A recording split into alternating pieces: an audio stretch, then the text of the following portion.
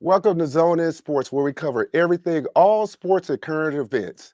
Today, my guest today is a guy that I consider an encyclopedia of football. Was to analytics before analytics hit football. My friend for almost 30 years, Chris Wagner. C.Wags, tell him how you doing out there in the audience there. Doing good, D-Hamp. Doing good. The sun's out, man. Looks like it's going to be a pretty all but cold day. Man, I'm doing good. We're 2 days away from national championship for the Irish. Man, I'm pretty pumped up, man. Doing good. All righty. Well, my first question to you is growing up in Southern Illinois, and with so many teams to root for, you got Illinois. You could even bounce over to Indiana. I consider Southern Illinois still Big Ten country. hmm What made you choose Notre Dame? So I guess it kind of started when I was young. My family wasn't really football fans per se, so Okay. it wasn't every Sunday you're watching football. That wasn't the thing. I was born in the early 70s. Naturally, I'm a Steelers fan, because that was their heyday when I started watching football. And it wasn't until probably early mid 80s, maybe, where I really caught on to college football. Like on Saturdays, man, this is college football. And Right. it's like, man, this is almost more exciting, this college football game, back and forth, constant going.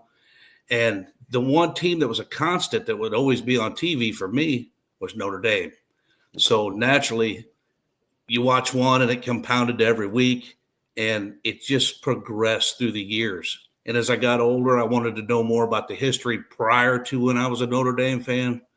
And it's just progressed through years, man. And I don't know, it's almost like a passion, Okay. kind of like So you with your Hurricanes, it's just a passion. right. So what year you think you became a Notre Dame fan? If I had to pinpoint a single year, I'd say let's just say 85. It'd be in the Okay. mid 80s, 84, 85, somewhere in there. Okay. And what drew you to that particular year? I think that's just the age when I discovered college football, and it Okay. being on every Saturday. The game of college football excited me, because it was so back and forth. And I don't know, man. It was Catholic. They were Catholics. They were known as Catholics, right? My family were Catholic, raised in Catholic house for the most part, with Catholic family, and everything just kind of aimed that direction. The simplicity of the uniforms, the gold dome, the stadium, the atmosphere of the stadium when you're watching on game day. It's just everything just kind of grabbed me and pulled me in. It was cold weather. It was ground and pound, which is a style of football that I always enjoyed. The ground and Mhm. pound, kind of the blue collar type of football, and that was the team. A lot of other teams that were on at the time, they had a lot more flash, a lot Mhm. more flamboyance. The Right. players were really, real splashy guys.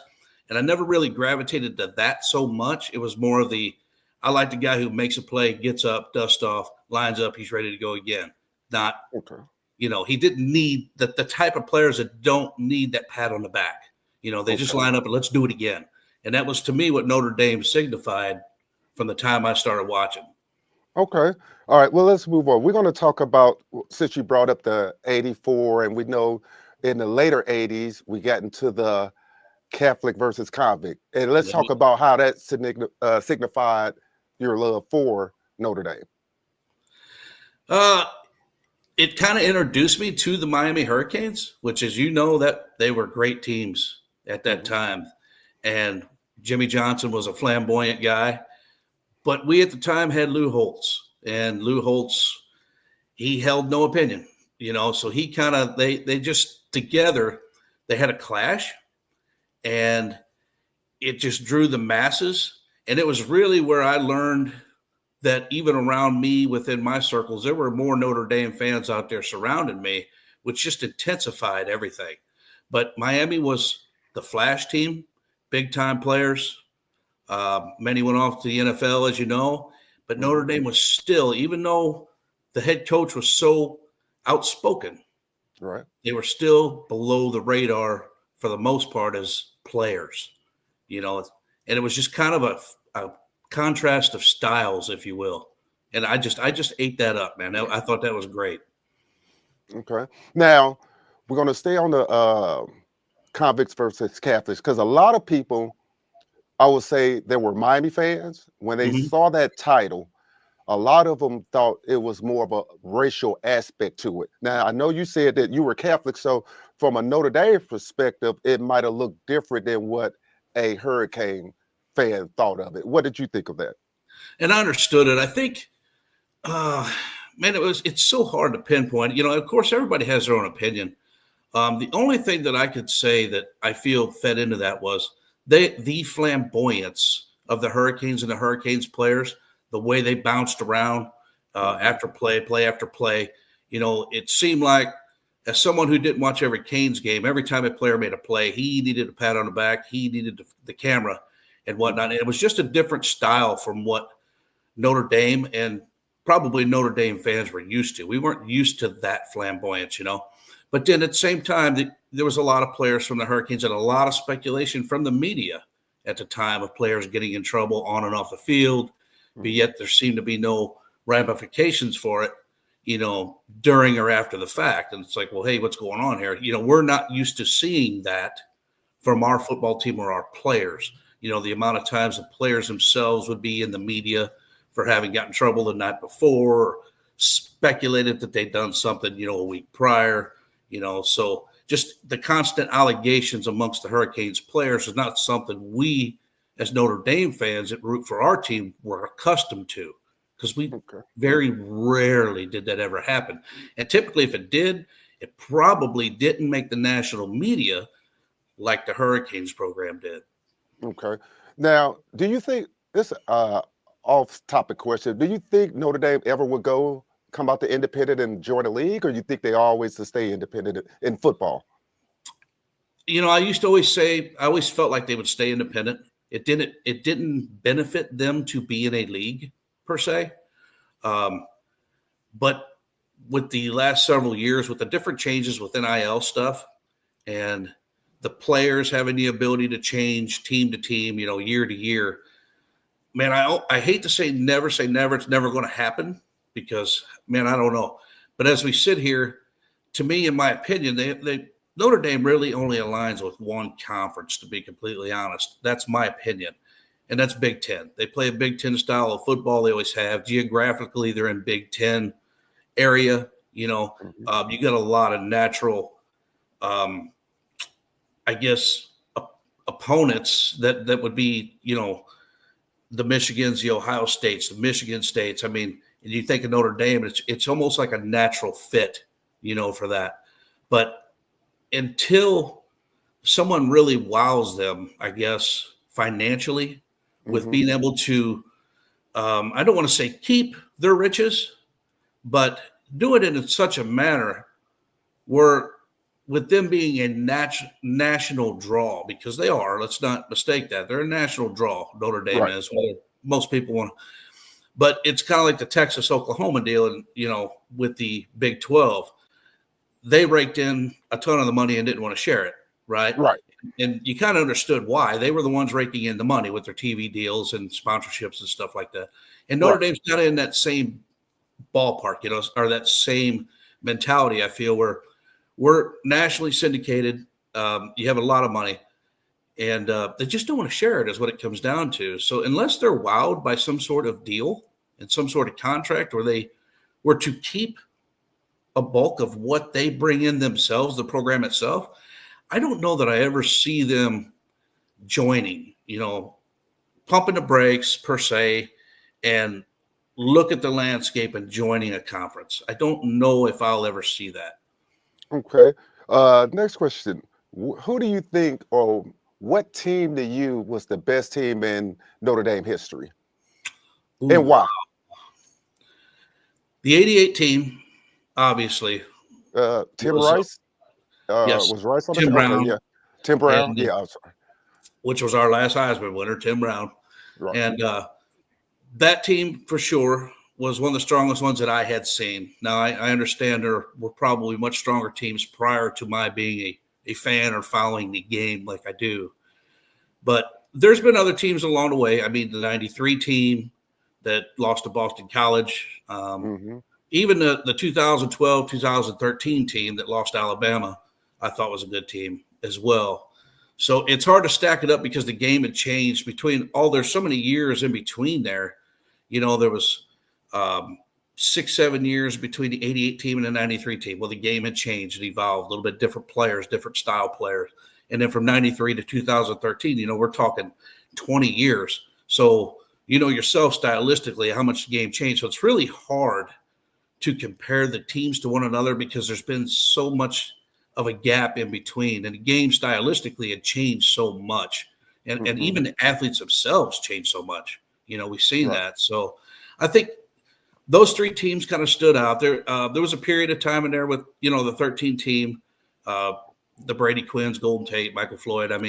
Kyle Rudolph. That to me was a great team as well. Fun team to watch, and the thing about that team too was we got to see that particular team 2, and for the most part 3 years in a row, because as this is way before NIL. So players weren't jumping year to year, so all these teams that I speak of from the past, it was easier to gravitate to them because year in and year out, say 2, 3, sometimes 4 years, you got to watch the same player.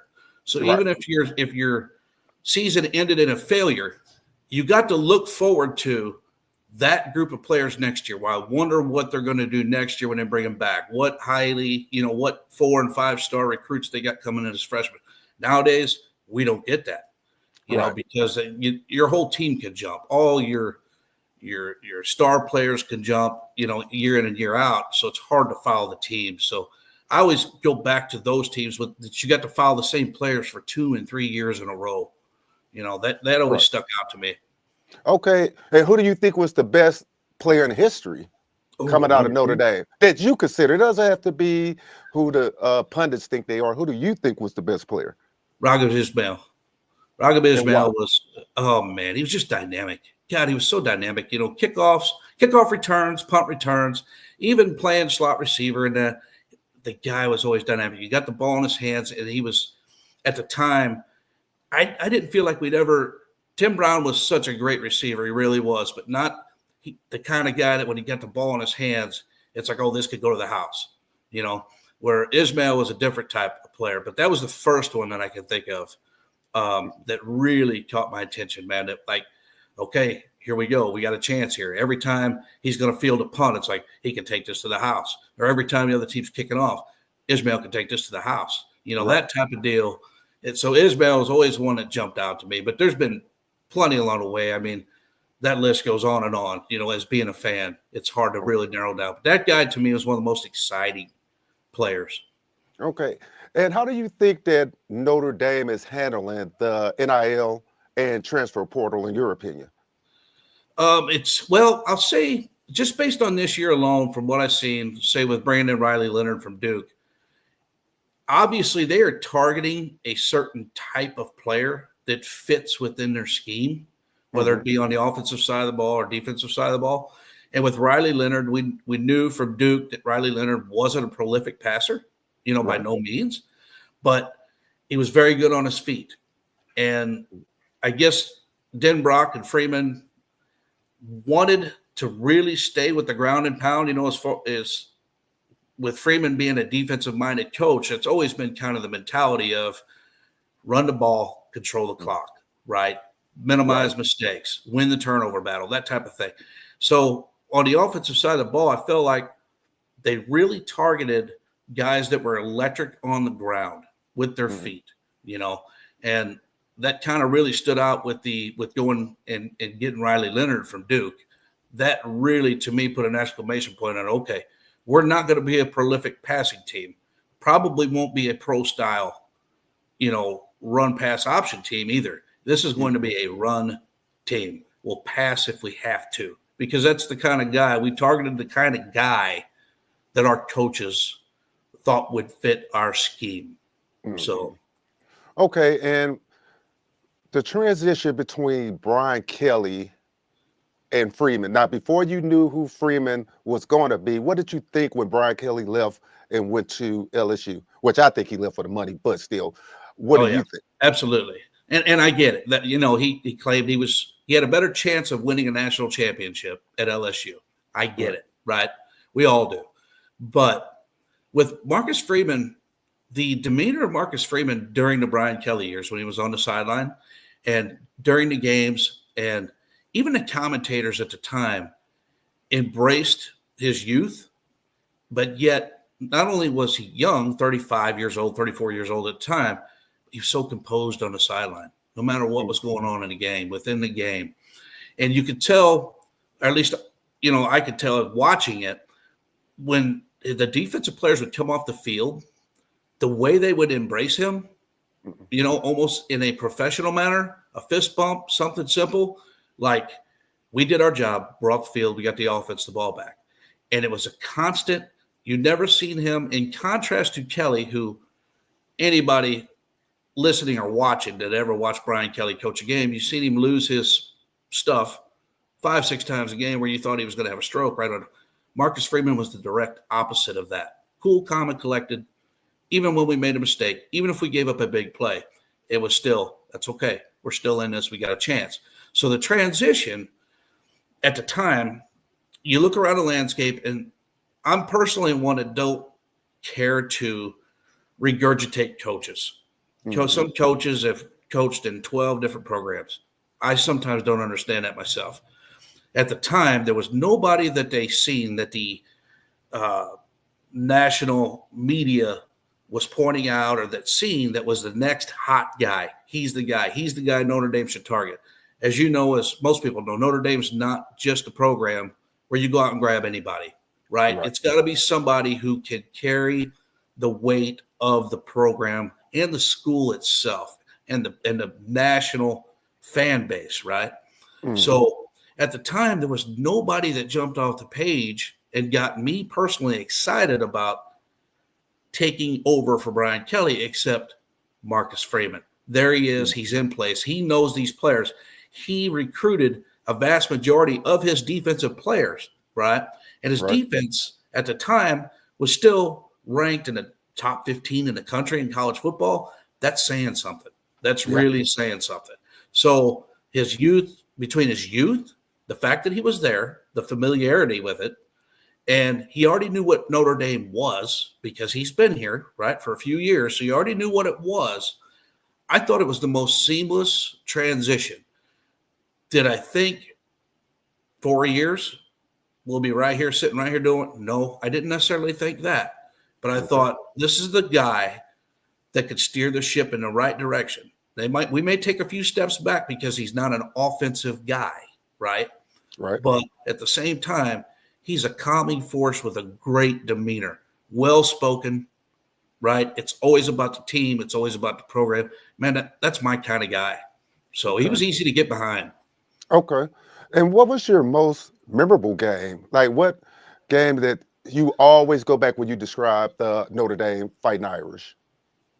Well, this is actually kind of hard. I was thinking about this morning, and I go back to so many games, but because it happened so soon, just last week, I can't get past the Jeremiah Love 2-yard run, right, into the end zone over Penn State. I can't get past that because I could go back a lot of different games, and it's really just pieces of games, plays within games. But that one happened just last week, and that's so stuck in my mind that I can't get past that one. Like, that right there was the epitome of Notre Dame football.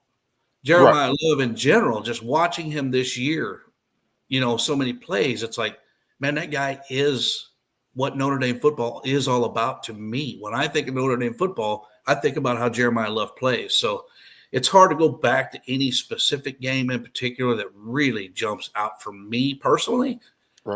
I get caught up in moments, within games. And being that one just happened, that was just last week. That's still stuck to me. Like, man, that was awesome. If that's the last great play I remember for the season, I am perfectly good with that myself. Okay, and for those that don't know out there, Jeremiah Love is out of the St. Louis area, played his football at CBC, was a stud there. For you guys that don't know, and if you're out there, hit that like button and share this video. Next question for you, and I just thought this was interesting before we get into the game itself. What do you think of the rivalry starting next year with Notre Dame heading down to Hard Rock Stadium to renew their rivalry with the Hurricanes. I love it. I love it, man. I always loved it back in the in the 80s and 90s. It's one of them for us playing the schedule that we always played. You look forward to the USC matchup, the Stanford matchup, the Boston College matchup, Navy. And to me, Miami Hurricanes falls into that. We did it for how many years? Yeah. And every seems like every generational part of that had its own headlines, if you will, its own contrast, which made it a story. It always made it a story. I personally enjoy it. Miami is always a solid team. They always recruit well. Florida is a hotbed. We know that. It's just, and I still, even here we are in 2025, I still have that memory in my head or that vision in my head that they were such a flamboyant team. The Miami Hurricanes were. Everything, so much flash, so flamboyant, great players. I just think it's a great rivalry, man. That should always be. Should always be. To me, but I'm biased, obviously, but to me, it ranks up there as important as the Ohio State-Michigan rivalry to me. Mm-hmm. Mm-hmm. I agree. So let's go in there. What are your keys to Notre Dame getting the victory on Monday? Oh, wow. Well, we know it's going to be the best way is going to be to keep the game on the ground. I feel Notre Dame needs to, if you will, bait Ohio State into a run game Okay. by probably, we've prided ourselves all year in playing man coverage cover one, okay, which cover one is basically keeping one safety over the top, the other floats down in the box, right? So I think they're going to have to seriously consider double teaming Smith on the outside to take away that big play threat. So I kind of look for, I would guess, and I'm kind of guessing here because I watched Texas try to do this a little bit, and they, to a degree, they were able to keep Smith from making the big plays. But I think if Notre Dame doubles with Schuler over the top and allow Watts, who was our All-American safety, to drop down in the box and kind of keep an eye on the running backs, if you will, between Judkins and Henderson, they're pretty exciting players, real good running backs. But I think if you keep the game on the ground and really grind this out, you almost turn it into a turnover or a special team battle. And I feel like that's where Notre Dame is just slightly ahead of Ohio State, is in that turnover battle, in that special team, part of the game. So I'm kind of hoping to bait Ohio State into a grind game. Let's grind it out. Let Ohio State burn the clock out themselves by running the ball. We'll try and burn the clock up running the ball ourselves. Keep it a low-scoring game. Keep it close, but take away any big play. So I'm kind of hoping that's the way we lean, but who knows? I mean, that's why Al Golden's paid the big bucks. Let's be honest. Ohio State has been Al Golden against what? Chip Kelly now. right. OC, right? I mean, that's big time there, in my opinion. And let's not be, let's not fool ourselves. Since the Michigan loss, Ohio State's probably been the best team. Yeah. And no matter what their seedings, were they seeded 8th or something going to the playoff? Yeah. I mean, you take away that, in my mind, since that Michigan game, they were the best team in college football. So you almost got to pick your poison. Notre Dame does better in a grind game. Michigan beat Ohio State by grinding it out, keeping the ball on the ground, and they were there at the end, right? So that's kind of the ticket to do it. So I know Al Golden's got his work cut out for him, but hey, man, either way, I'm going to be excited. Okay, well, how confident are you in because I think Ohio State game plan is try to make Leonard try to beat him with his arm. I think they're going to follow the same game plan that was it Penn State followed, or was it Penn State? Who did they play last? Penn State. Yeah, Penn State. Yeah, that they followed and limit him to under 70 yards rushing. Try to keep him under 70 yards rushing. Try to make him use his arm, and Ohio secondary is pretty decent. So. Yeah. What do you think offensively that they're going to have to do a little bit better? We know they're going to have to run the ball a little bit more. They got off to a slow running start last week, and then they picked it up. But what do you think they're going to have to do to get Leonard better in the passing game to really pull this out? Because I really think he's going to have to use his arm. There's a good chance of that. If Ohio State's able to keep us at second and longs, third and longs, second and 7, second and 8, third and 5, such and such, we're probably going to have to look to pass the ball. Now, we talked about it the other day. While it seems every cycle, every 3-4 years, Notre Dame has that All-American tight end, that go-to guy in the passing game, that he's going to flash, and I don't want to take anything away from Mitch Evans, who is, the Notre Dame tight end by no means, but this is his time to see if he is that next Michael Mayer or that Kyle Rudolph or, one of those guys. This is one of those games where an unsung hero in the passing game, such as a tight end, in the Denbrock offense, that Riley Leonard, I think, and feel that he could really lean on in those second 7s and third and 5s to where he's not always run first in those situations like it normally is, where we can catch them off guard. We can catch Ohio State off guard because they've not really seen this aspect. We have not utilized our tight ends like we have in the past, but yet we have a tight end. He is capable. He's shown flashes. So I think for it to the offense to really turn, they're going to have to lean on somebody like a Mitch Evans, because you can't count on Faison and Greathouse to do it all, on the outside or in the underneath. You're going to need a third option. And so that's kind of what I look for. And maybe even if we've seen an aspect of Jeremiah Love out of the backfield, and design swing plays, outside screens, get him in space. I mean, we haven't seen a lot of that, but maybe this is the time to see some of that. And how do you think his knee holding up? I haven't heard any really reports on it. He looked strong in the game against Penn State. So have you heard anything medically going on with him? Or? They have not mentioned it other than he's healthier than he was against Georgia, right? Okay. So really all I can go on is what you've seen, what everybody's seen at Penn, against Penn State. While I still think they limited him against Penn State. And I understand that when you got a capable backup who's not at your level, but you're capable, you can move the chains, right? I think they held him back, but based on that one run, I think he's there. I mean, we're talking 2 weeks now to rest it even more, Plus they got the miracle work of athletic trainers, for NCAA players. So I look for him to be healthy. Is he 100%? I don't know, but I would guess he's probably better than 95% healthy, which is phenomenal. Yeah. And he got youth on his side. He a true freshman, I think. So 19 years old, I think, maybe 20. Yeah. So he a true freshman. So my next question was going to be diving into next year. And I don't know if you've been keeping up with any recruiting going on with Notre Dame, but what do you think they're going to have to do to fill the void at quarterback since Leonard going? I did like the backup that came in, but you know how it is where they always looking to bring somebody in to compete. So what do you think?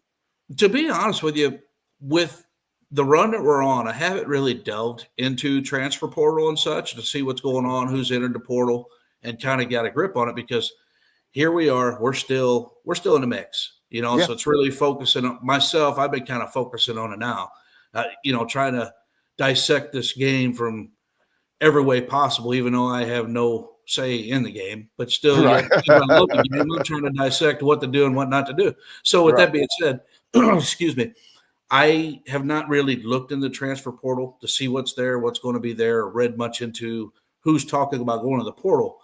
But like you, when I seen what little bit I seen of Avila last week, when he came in and went 6 for 7 and went right down the field, they kick a field goal and they go in at half 10-3. I mean, wow, there was a lot to like there. But 6 for 7 on one drive, that means we threw the ball 7 times on one drive, albeit we was at 2 minutes or under when we started the drive. So typically you're not going to run the ball a lot. But 4 or 5 of those passes he threw, wow, he split some windows there that I would not have trusted Riley Leonard to throw the ball. But he threw them in there with conviction, man.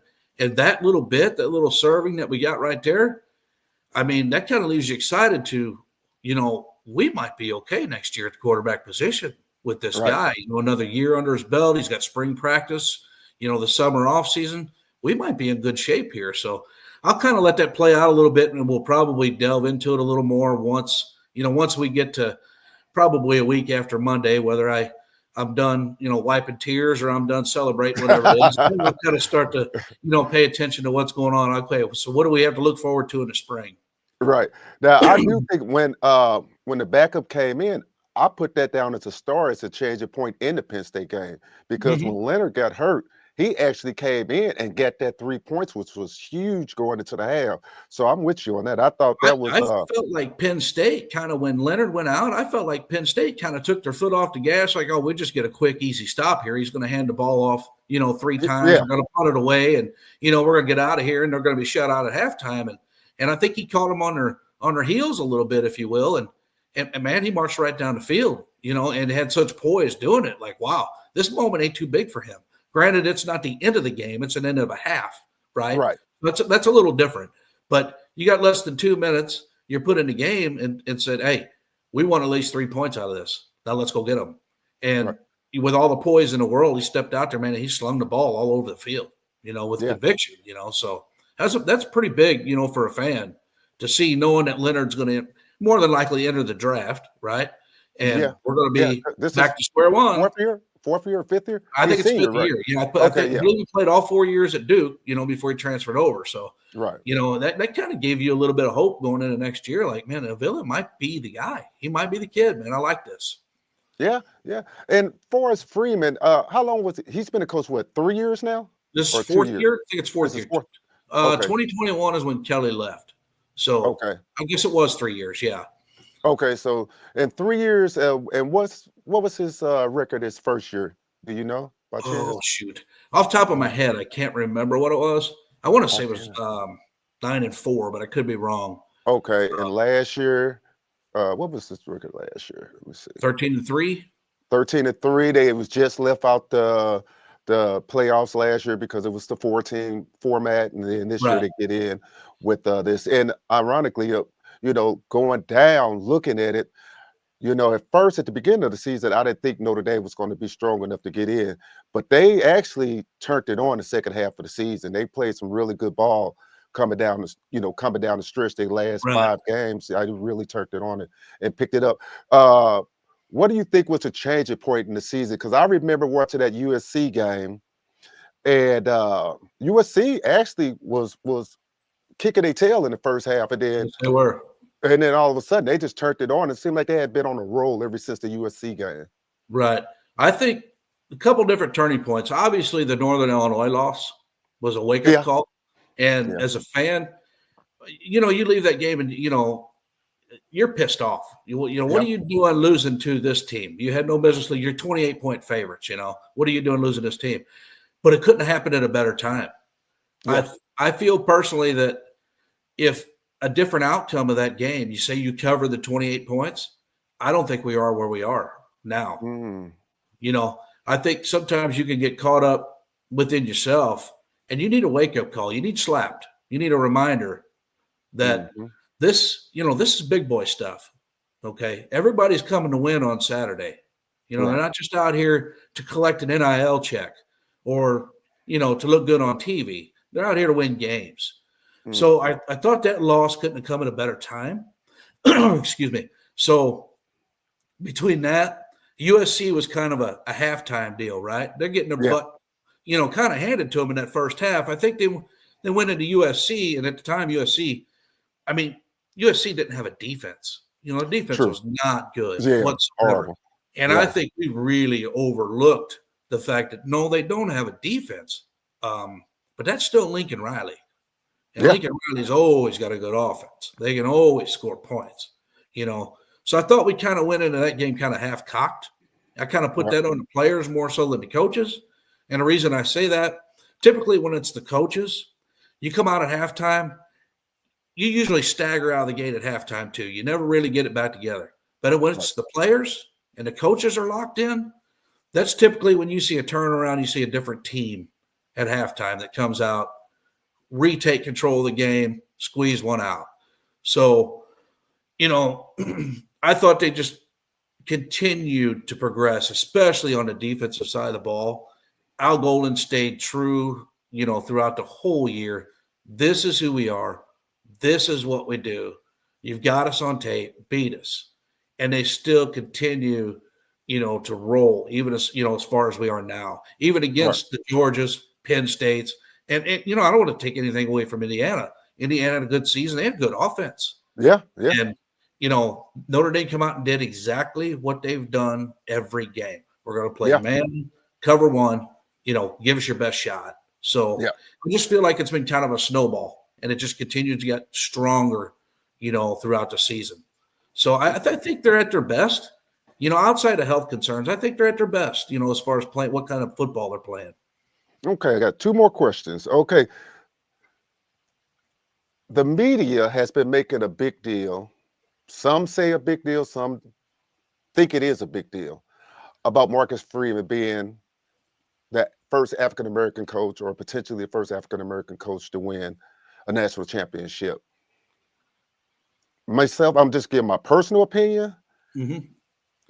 I'm thinking like it. Well, first of all, it's the first year we had 12-team playoff. Now we know the historical that it hasn't been a lot of African American coaches, but I think we have evolved beyond looking at that. And then I think he's like half Asian too, right? So Right. but the media is making a deal out of that. What do you think about that?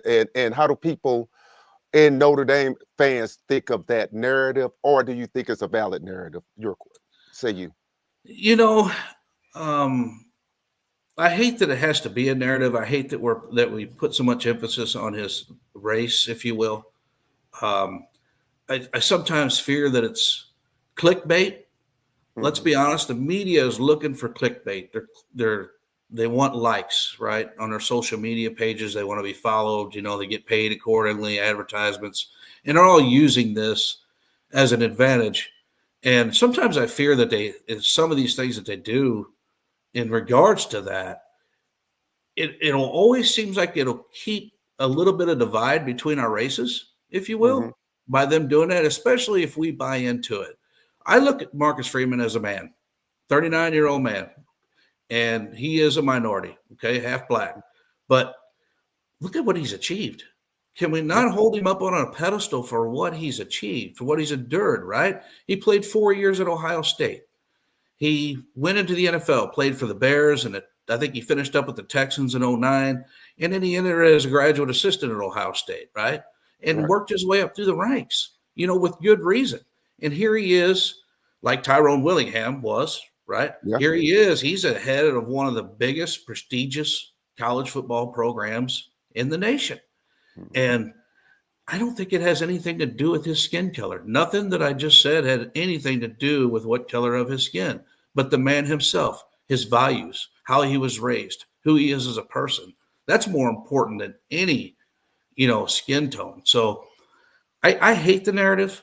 I know it makes people click stories, people who wouldn't maybe of color or even people of my color who see the story, they see the headline, and they got to click on it. Well, that click means something to that author, whoever authored it. Okay, Mhm. but I think there's a lot of folk who would just click on it because of the headline itself. You Mhm. know, and I hate that about it. Let's just focus on Marcus Freeman, the man. Yeah. No matter what color he is, the man, his achievements, what he's achieved, where he's at, what he's doing. But I can't speak from your side of the race of it. Obviously, Mhm. I can't speak to that. But I can also, I'm not naive. I understand what it means, though, to people of your color. That is a person of color. He is in a national championship game, the first one to coach in a national championship game at the Division I level. There has been Division II Yeah. championship coaches and Division III championship coaches of color. But this is the first one on network television, Division I. Okay, so Mhm. I do understand that. I just hate any hatred or divide or whatever it creates in between when people of different colors, different races are talking about it. Right? Let's Mhm. just focus on the man himself, what he's Right. achieved. I mean, this is great. Yeah. Here I am, a white guy, Catholic. I'm not racist by no means. Do I ever feel I was? But I like the guy. I drink a beer with the guy. I'd hang out with the guy. He's that kind of guy, man. Right. So yeah. I mean, it is what it is. I mean, everyone's going Right. to have their own opinion. Some are going to feed into it the wrong way, negatively, or what have you. But and that's sometimes that's what the authors intend to do. They enjoy Yeah. that. So, Yeah. All right. Well, last question for you today. Who should I have on the show next? Before you answer, you have to help me get that person. well, you know who I'm automatically thinking, but I understand it'd be hard to figure out what sports team, if you will, to narrow down or to pinpoint him on.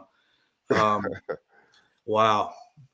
I'd really like to get. I'd like to see you get Adrian, our buddy Adrian Beeman, Big A as I call him, Debo as I call him, avid Pittsburgh Steeler fan. You know, Okay. just like myself.